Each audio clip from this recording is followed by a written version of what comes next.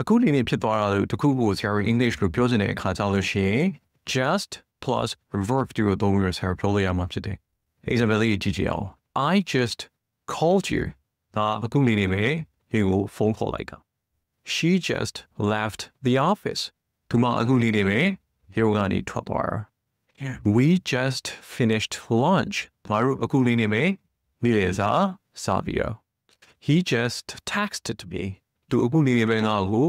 စာပို့လာတယ်အဲ့တော့ဆရာတို့ structure အနေနဲ့အခုအနေနဲ့ဖြစ်သွားတယ်ဟလာခုနလေးနေဖြစ်သွားတယ်လို့ပြောတဲ့အခါကျလို့ရှိရင် just plus verb to simple past ကိုသုံးပြီးတော့ဆရာတို့ပြောလို့ရမှာဖြစ်တယ် tips အနေနဲ့ဆရာအားလုံးပြောတဲ့နောက်လေးတခုတော့ပါလဲဆိုတော့ just ကိုသုံးတဲ့အခါမှာဆရာတို့ဒီပို့ပြီးတော့စကားပြောတဲ့အခါမှာသဘာဝကျပါတယ်